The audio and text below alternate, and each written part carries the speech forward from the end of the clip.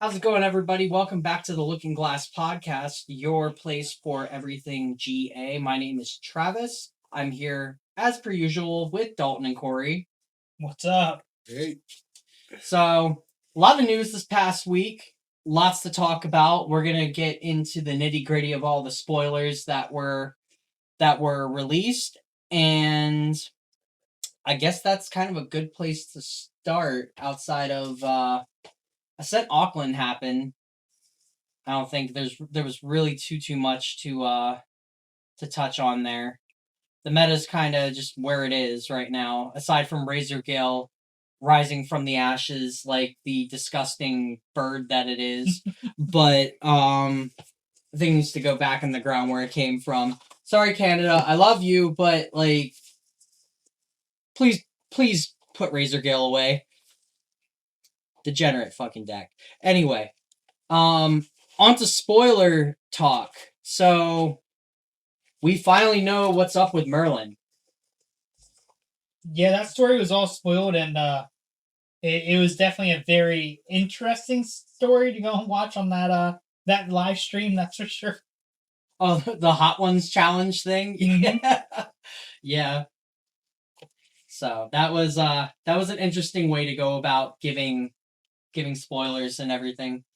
Corey, what did you think about the Merlin spoilers? I thought it was very interesting. I didn't actually watch the Hot Ones challenge, but I got the gist of it from you guys. But the cards are interesting. The whole mechanic is, what is it, like counters? Yeah, Sheen counters. Sheen counters. I'm trying to remember the name. Sheen counters. Yeah. So, and being crux is. Yeah. We'll touch on that later. Our feelings about Merlin and Crux as a whole. Apparently Crux is fine, but we'll go back to that anyway. Pendragon needs banned. Anyway, before we get into spoilers, I just want to make sure that I do touch on the fact that with this recollection deck in particular, they are starting this new theme of things where they are using the cards in the recollection deck to tell the story of what's going on. So like they're following that theme of like recollecting the story of the character that they're releasing in the recollection deck, which I've never seen done before, and I think that's pretty cool. What do you guys think? I think it's interesting. I really like the aspect of that as like a lore nut, like anything that I play. I like being able to see the story through the cards instead of having to dig it up on the internet like some other ones that really had a lot of in-depth lore. But like you had to go to like outside places to really see it. The only other game I've seen put lore into cards at all is Force of Will. In more recent sets has actually started doing that. That was about 3 years ago they started doing that. Where they actually had their main storyboard cards were part of the main set. So. Oh yeah, I really forgot about Force of Will. I was thinking of Vanguard, but like you had to go to like the website and like the wiki to really see that. Yeah, I really like what they're doing here with that. I like personally like I hate Merlin as a deck, but like God, that backstory is just it was so good. Yeah. You learn so much about the character and why she's doing the things that she's doing. So just to touch on that a little bit here, she is trying to revive her sister who is suffering from an illness, and I guess through like at some point she gets to that point of being able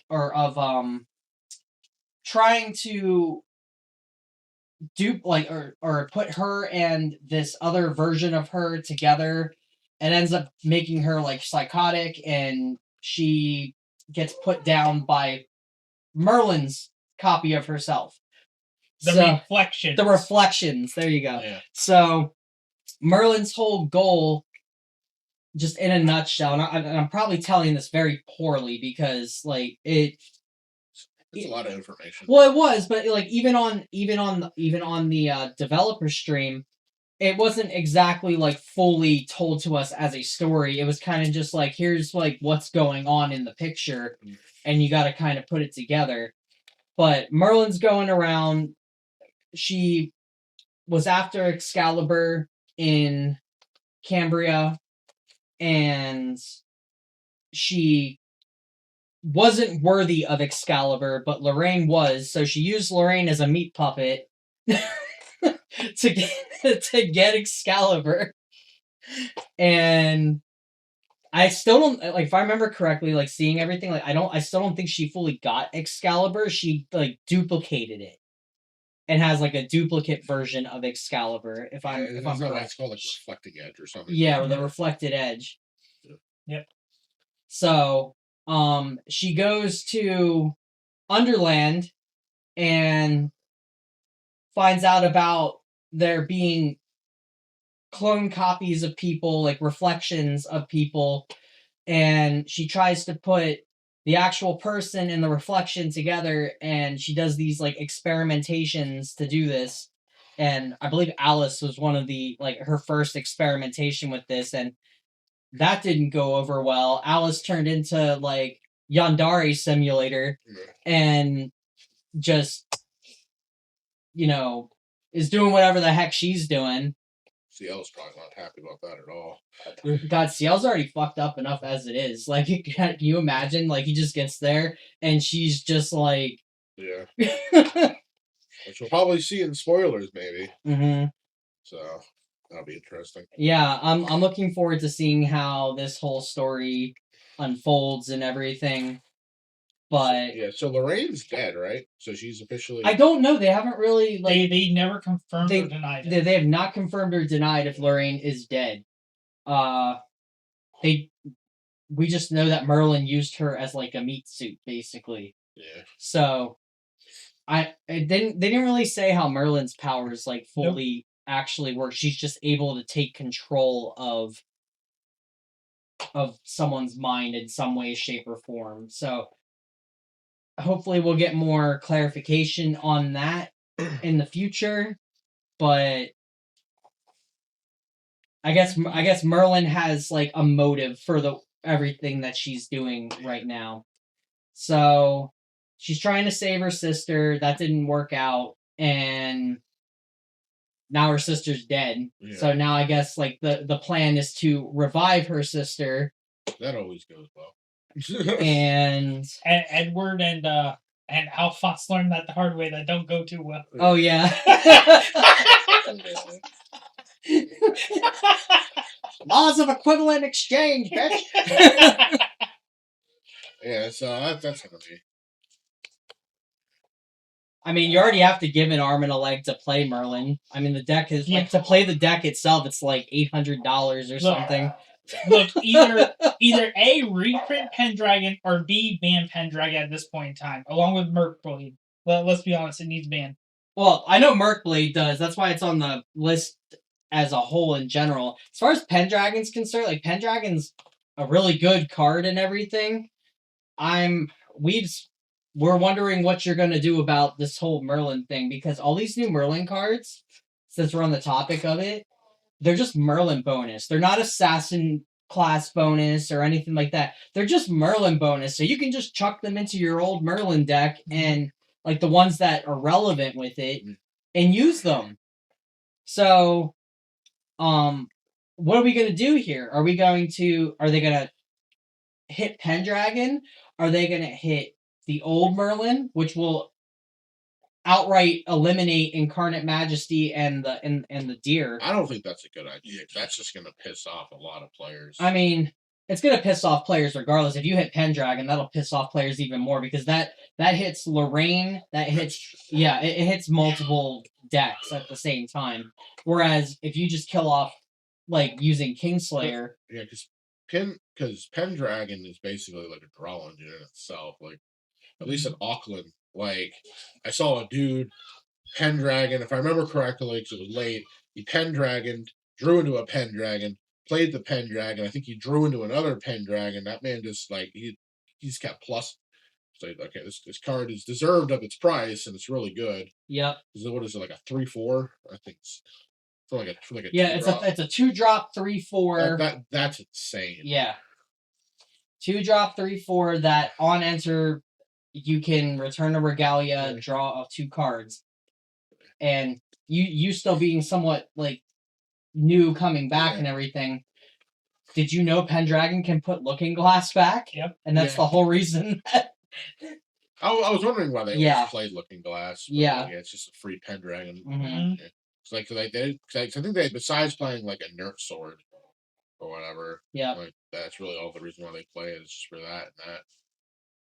Yeah, but Merlin's getting a lot of new toys. On that note, the spoiler was it yesterday or today was Crux Spectre related. Jub. Yep. Jub Bird. With the Chub. Jub Bird. So we have Jub Bird, which is a 3-cost 3/3 Crux Spectre Anomaly Bird. And Beast also. It's a beast. Okay, it's a beast too. Jesus Christ. Oh my god. They hit all the types at this point.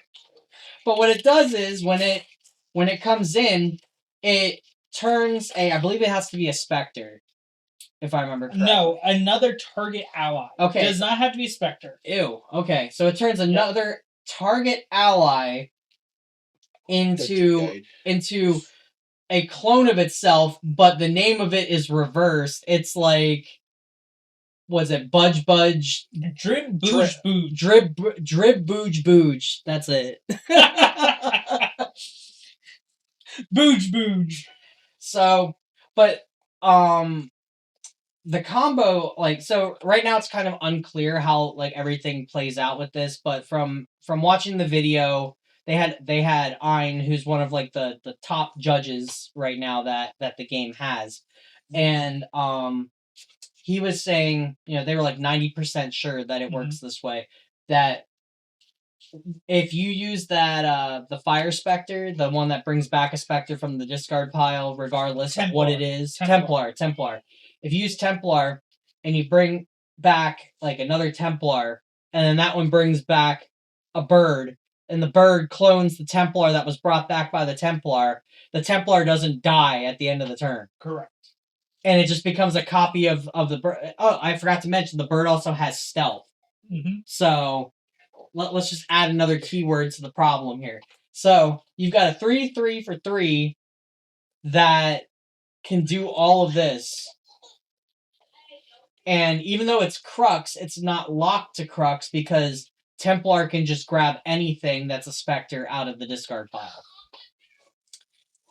So wait, so even if you're not in Crux, you can go and play that technically? You didn't know that? No, I did not know that. Are you serious? I did not know. So there's that makes it so much better. So there's a Spectre that came out of DTR that was being played in Merlin in the Umbra.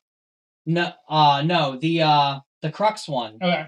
That if it hits, they have to banish a card from their regalia. Yeah, Crossroads Spectre. Yeah, okay. And they were using Templar to bring back Crossroads Spectre and start swinging with it.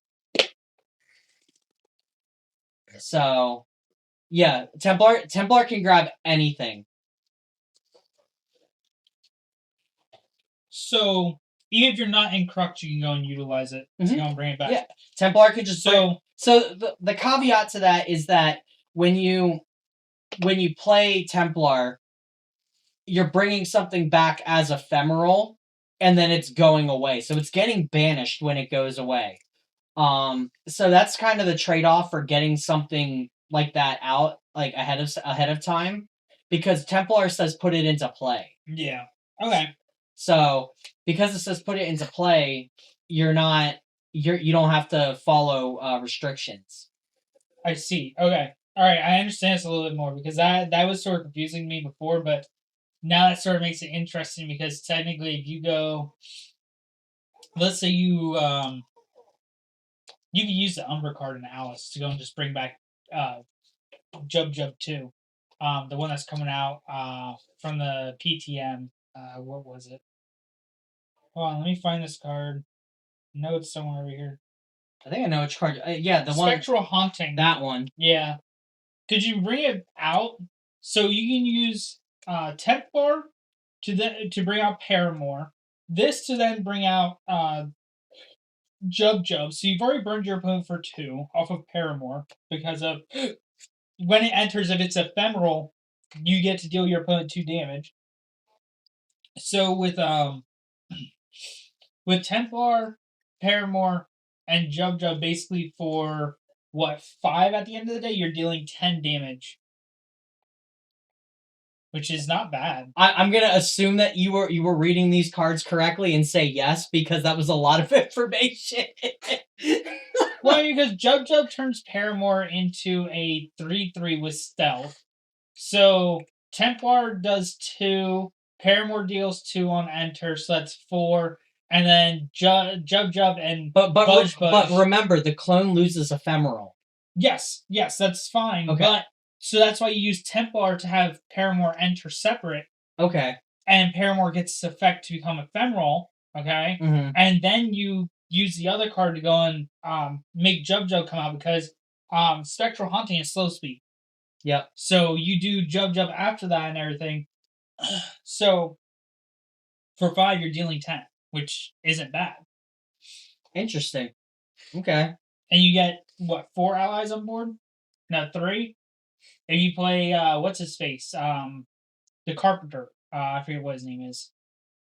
From this DTR set, he was an SR. Yeah, the unique ally that nobody plays, that makes them all stealth. He becomes a 4/3 or whatever, which isn't bad. So interesting. Well, I guess we'll have to see what else comes out for Spectres to see if any of these combos kind of become a little more clear. But since we're moving out of Merlin and into more like of the spoilers here, along with those Spectres came 2 new Alice champions. We have a Dark Alice and we have a level 2 for the regular Alice, the Chessman Alice and everything.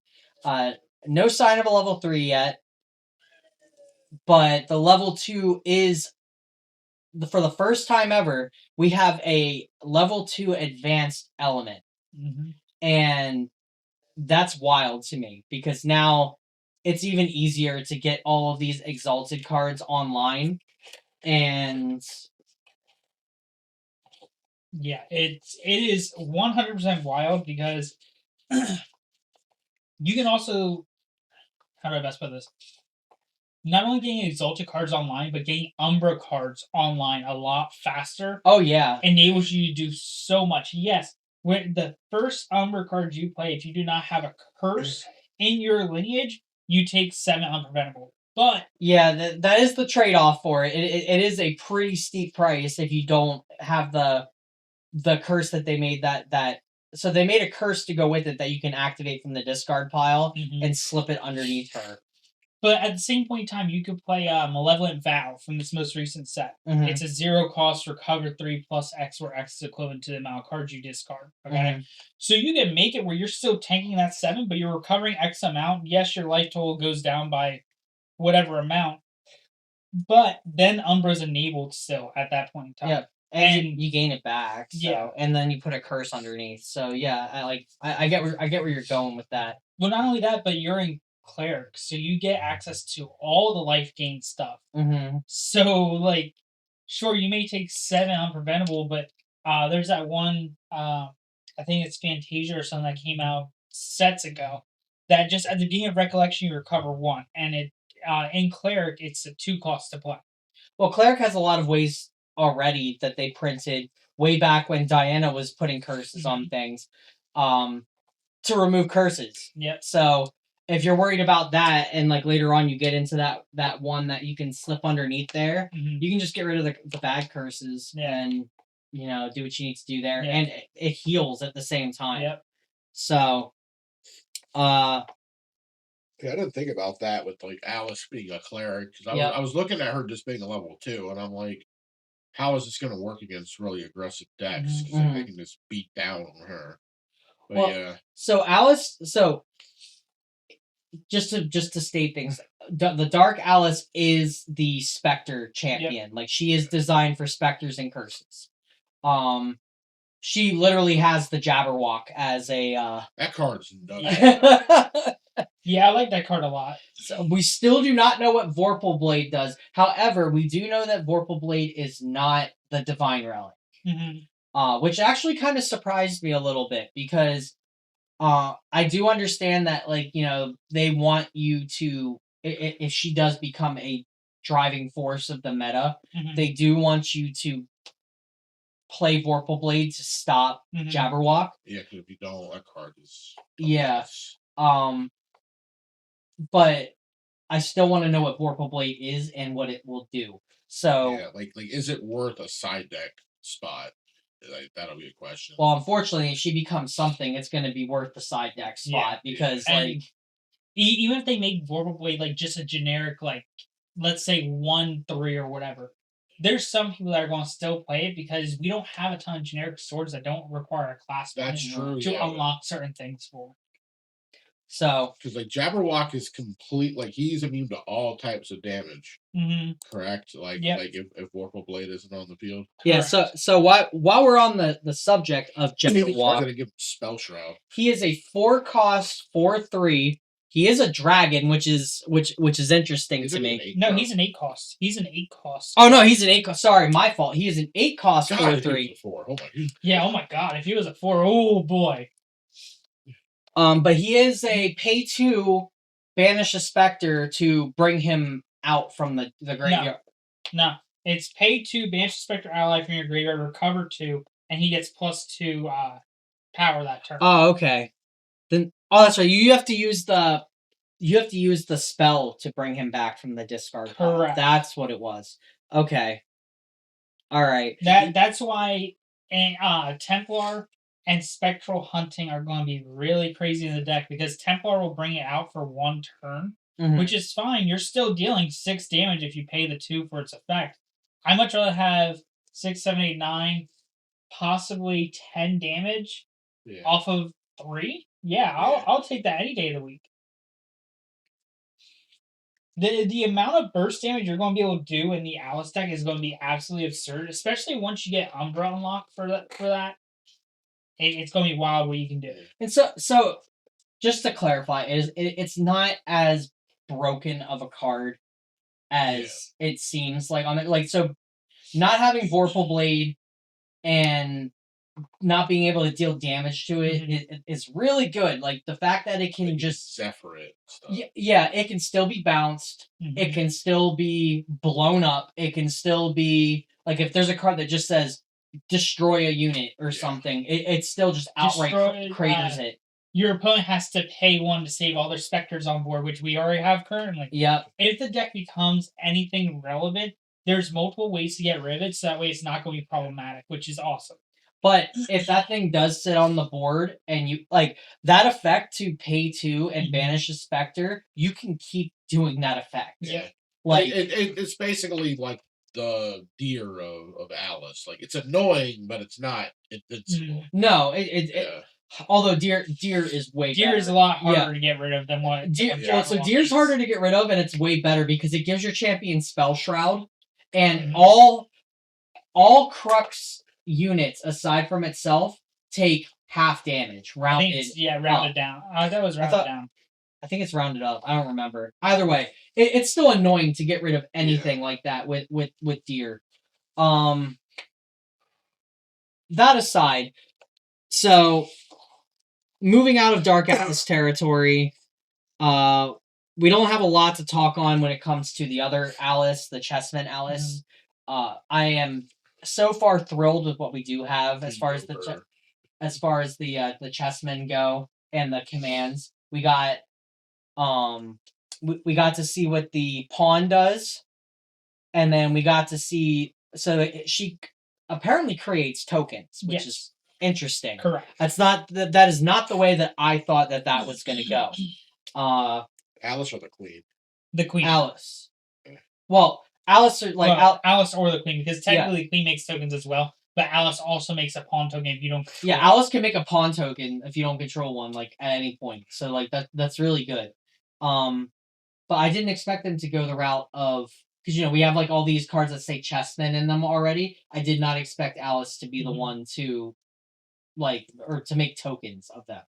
But it's a cool concept nonetheless. So we got the queen token, we got the pawn token, we got Queen's Gambit, which I'm so thrilled they made a card of. Because it's like one of the more well-known moves in chess.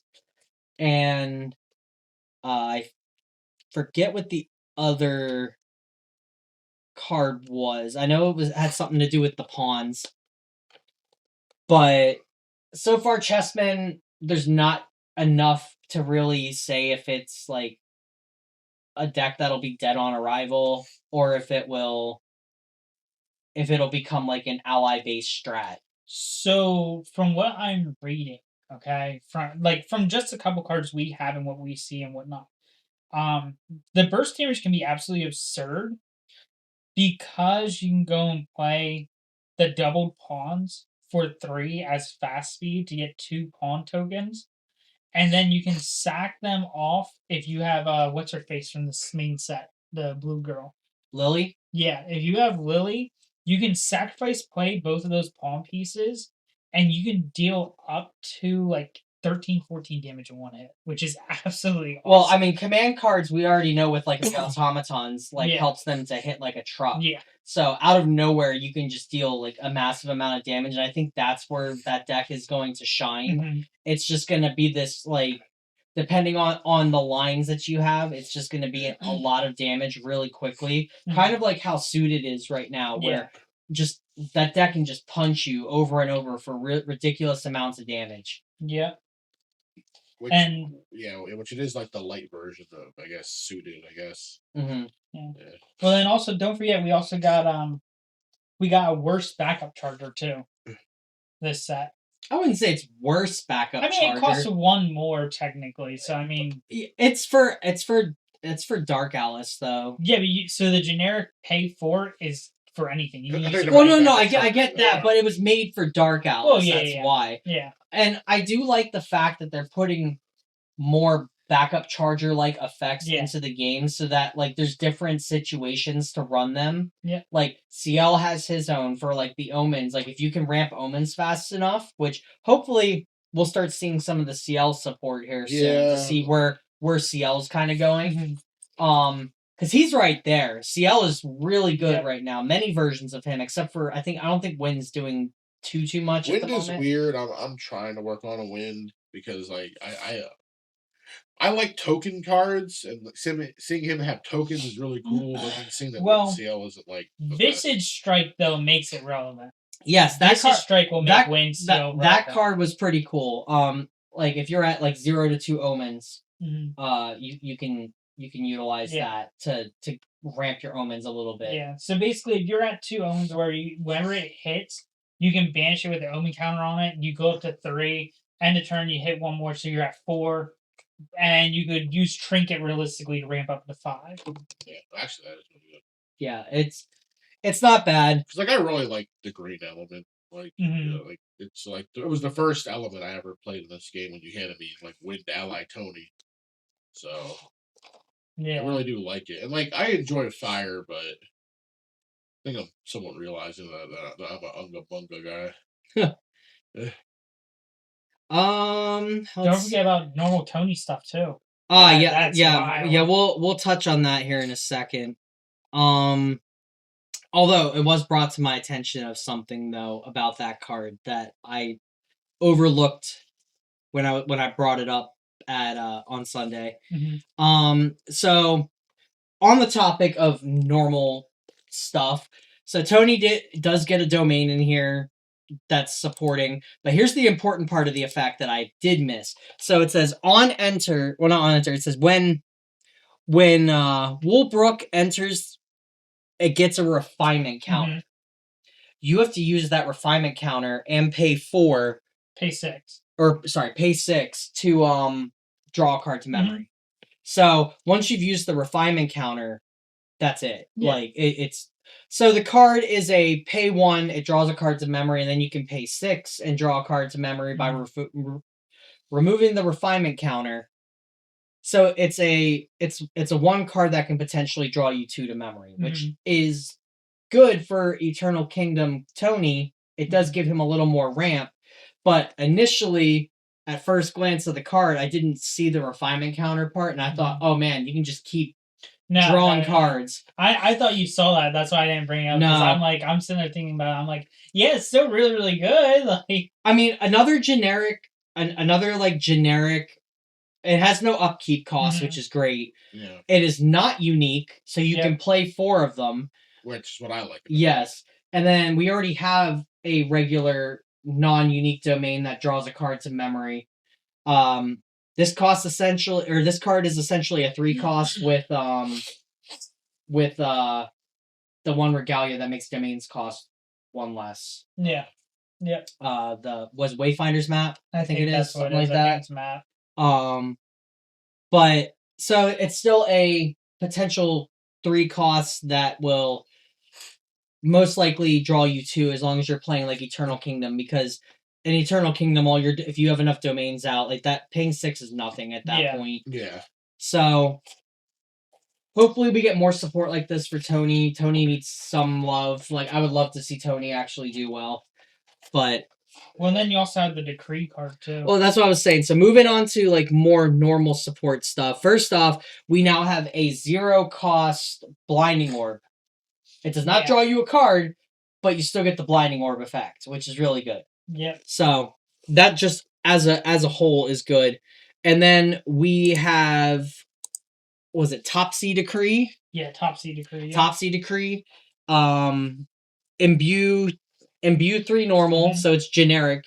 Imbue 3 normal, and you can either give your champion Spell Shroud. Up to 1 target opponent discards a card from their hand or memory, or choose up to 2 cards from a single graveyard and banish them. Which will kind of help with like the graveyard hate. Which there's also a generic spirit we're getting, draw 7, and then you can get rid of it from your lineage and banish 2 cards. Yeah, from both graveyards.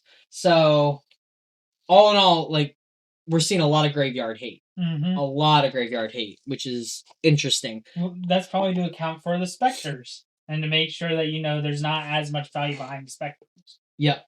That makes sense. We did get the Divine Relic. Mm-hmm. So that's how we knew Vorpal Blade was not the Divine Relic. Correct. It is basically it's basically for Dark Alice. That's it's exalted GCR basically is the best way to look at it. I'm gonna be real with you right now. This card will not see play outside of Dark Alice. You're right. There's no way in hell, because like it's an exalted card that you can activate from your material deck and everything. I don't see this card seeing play outside of Dark Alice. Yeah. Yeah, I mean technically it's budget GCR. Technically, so anyone that doesn't have like $60 for GCR, they can play if they're playing a top end deck. If you're okay with getting GCR at level 3. I mean, some people are, man. I mean, I guess, but it's mainly for Dark Alice. Yeah, I 100% agree with that, but I mean, it's still the point of that, it's a niche like Divine Relic, like Quicksilver Goblet is for Quicksilver Grail, you mean? Grail, for Rye. Like, well, I mean, Quicksilver Grail is meant for anyone, realistically. I mean, you can go and sit there and Quicksilver Grail a Poisonous Apple, and when they, Stratagem or whatever, you can just be like, here's Poisonous Apple. Yeah. Well, it's like looking at lists, like the only one I ever see it in is Rye. But, yeah. Because I didn't even know that card existed, because like I came back to the game and I'm like, oh, because I was looking up building Rye, I was like, what's Quicksilver Grail? And it's like, this card is very expensive. Yeah, it came out of FTC and it was deemed like trash on release. And I remember you gave me your spare one. Yeah. You're like, this thing's trash. If you need it, use it. I'm like, okay, it's still in my binder at home too. Back then it was like a $10 Divine Relic. Now it's like $80. Yeah, I was like, ooh, I'm gonna put Rye on the backseat right now. Yeah. So Fractal's got some love. Mm-hmm.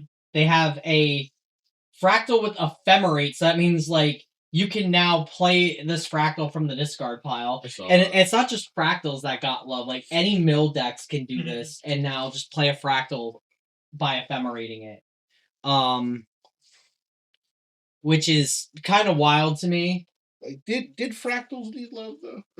Well, so I don't know if fractals necessarily play because they don't play a lot of mill in their deck, and this card is a really costly card. Like to just That cost. Yeah, it was. Well, yeah, I mean, outright play it's on 3, which isn't all that bad. I guess The ephemerate cost is 5.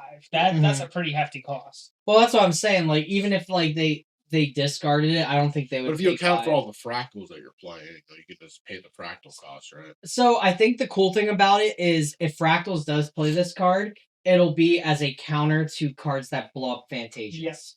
Because if it goes to the discard pile, they can just ephemerate it back at the cost of 5, which maybe to get that Fractal back, it might be worthwhile. You know.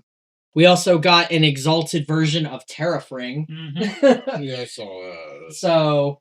Which does not have the activate during recollection stuff, which is no. It just outright taxes your opponent too for the turn, which is good because I for a long time I didn't know Terrafring needed to be activated at the recollection phase. Yeah. They're like I got checked at locals last week. Like you need to be at recollection phase to do that, and I'm like I really need to learn how to read cards. A typical Yu-Gi-Oh player. If you read the card, it explains the card. Unless you play Riftbound right now, which they tell you not to. You guys heard about the like 20-something erratas that they put out? Yeah, they're just like, oh, ignore what the card says and do this instead. Like, bravo, very good, wonderful game design. Anyway, off that, we had the one cost floating memory frog. Yeah, the homie. Sylvie's gonna be playing that if you're in water. I mean, I think it's just generic. It's a generic one cost float. It's not bad. I mean, anything that's water for the most part is going to play because I mean, worst comes to worst. It's an easy primordial ritual target. Yeah. To mill to. I mean, basically for three you get 2 floating memory and 4 because you have to pay 2 and primordial ritual itself. Because you for 4 the combo is 5 cards, so you go pay 1, play the frog, pay 2, play primordial, kill the frog, mill 2, yada yada. So regardless, you still get 2 float at least out of it. So you're setting yourself up to level up to like a level 2 or so on. This is the one I'm interested in if like it's actually good or not. Corey likes the exalted frog. Chamberlain Toad. I was just wondering. He looks cool. But I'm like, I don't really like blue, but like, that gold border says I might be dog shit. Yeah, look, I ain't gonna lie. Well, the fact that it only gets taught on a tamer, I'm like, will Sylvie actually play this? Like, because like I guess Goja maybe, like Goja, yeah. Goja. I mean, I don't think Goja will because if you're playing water, you're just going to be relying on your Gambu. That's what I was saying. You're not going to be carrying. That's why when I asked this morning, I'm like, it's like, oh yeah, Goja. I mean, who knows? Maybe we're getting it level 3 Alan this set. I doubt it. I doubt it too, but you know, maybe in the Worlds Collide set. Maybe, yeah. I was looking at like champs, so I was just digging around, and I saw Alan, and I was like, who the fuck is Alan? I was like. And then I saw Mordred. I'm like, who the fuck is Mordred? And then I realized that they only went to level 2, and I'm like, these guys are awful. I was like, well, Mordred has like a cult following, basically. Like, there's some people that are just diehard Mordred fans and have been since like day 1. I mean, don't get me wrong. I love Mordred. I was sitting there following him the first beginning of the series too, but like. You can't do anything with him. It's just like isn't he like a normal? He is norm. So like you get to play was it Prismatic Visage or something? I forget what it's called. It's like something that enables all elements or whatever. You basically play with him. So that way then you can utilize multiple attack cards and whatnot. Yeah, that's right. But like it's not good. It's so bad. I mean there was I know Isaac from True Champ Gaming is like really big on like making Alan good.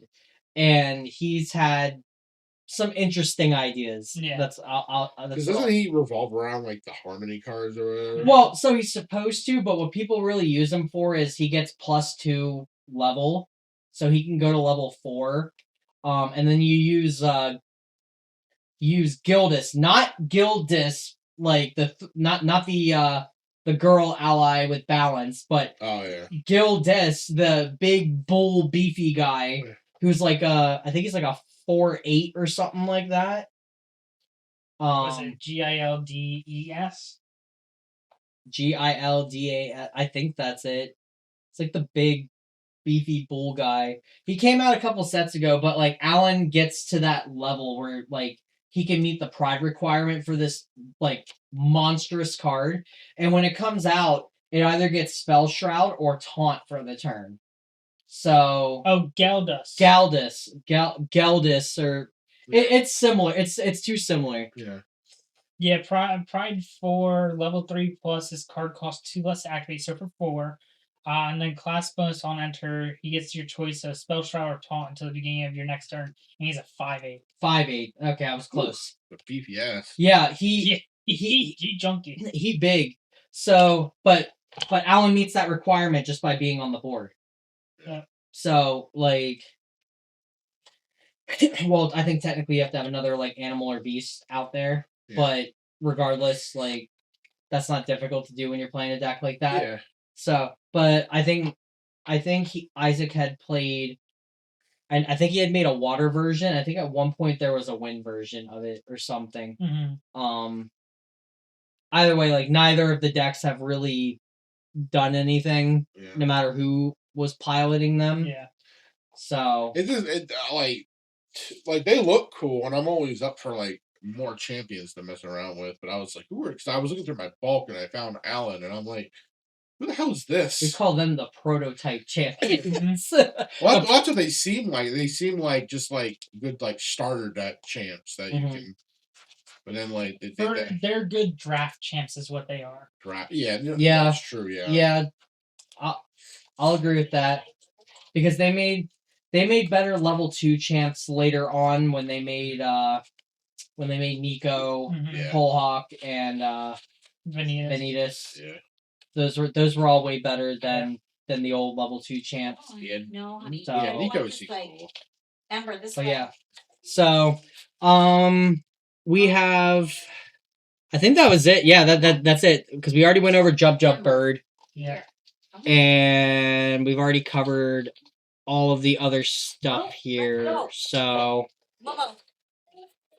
Come on. sorry about that. Dogs getting in the room and stuff. Anywho, I think that's all the spoilers, though. I think that's all there is. Yeah, that's all there is to cover. Well, so I guess far. Merlin gets a backup charter. There's that.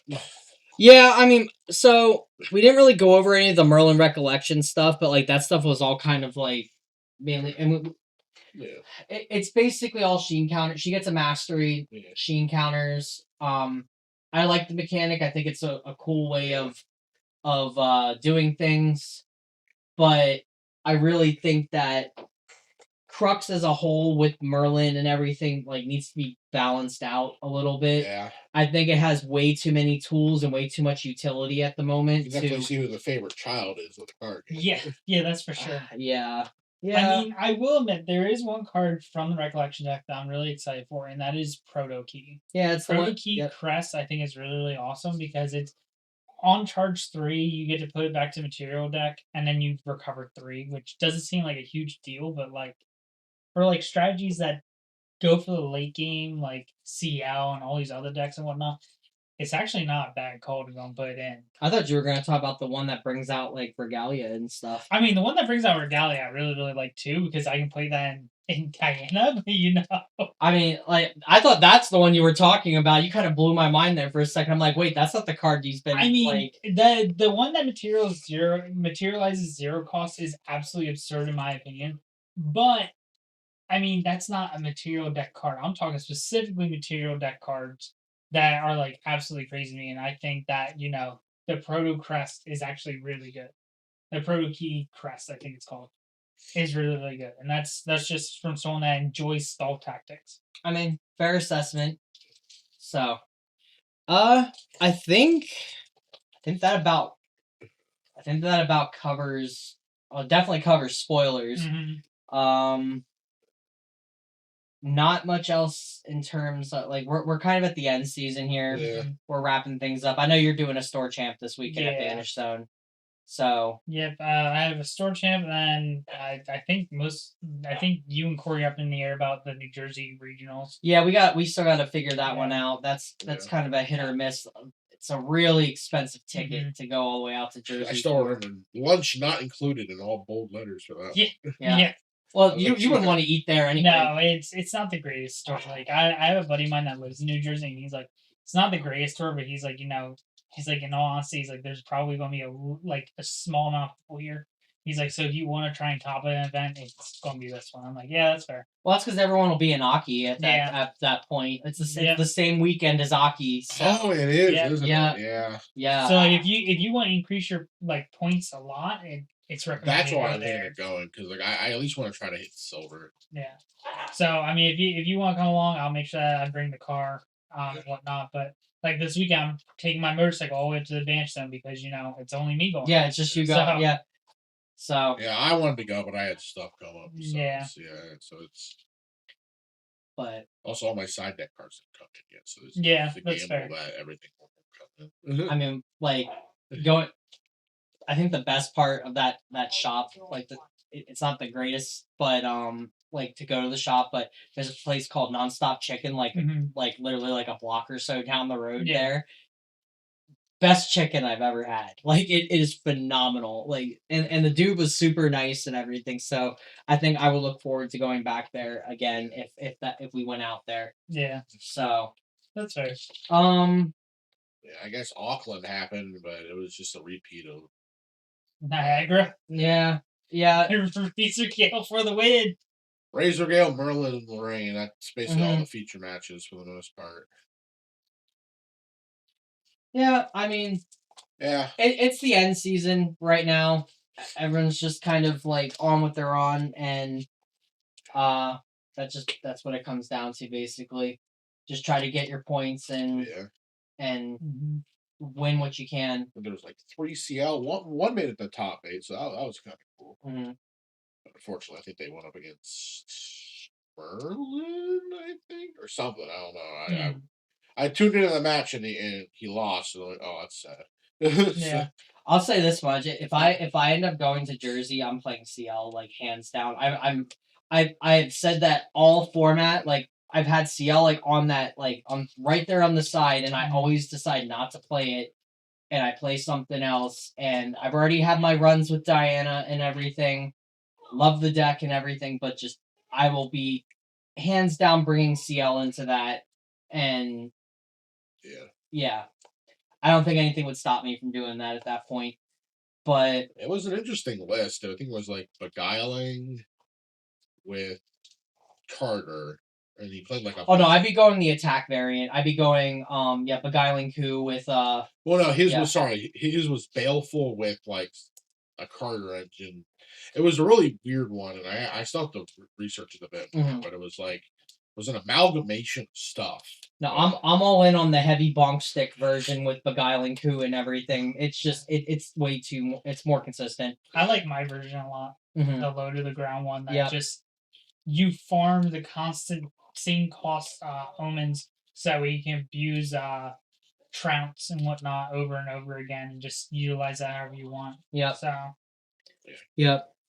But outside of that, I think the only other bit of news is Dalton. Yes. We have brought you on to the Frostbine Gaming team. Well, myself. Yeah. You yourself. Not even like a team. Just like you have kind of like taken a role in things, or you're going to be, I should say. I guess that's so. It'll be me and Dalton for sure, and then you're always welcome to Corey. There's no have me. We'll always have you. Yeah, it's been nice having a third person to do podcasts and two's great, but like having like 3 people to banter off of is just it's fantastic. Yeah, I'm still getting the ropes of the game, but I've been enjoying it. Like the community's been great. And it's nice getting into physical card games again. It's also nice having just another person to travel with and everything because like Dalton and I like we enjoy each other's company, but like It's boring. it can get boring, especially like but no.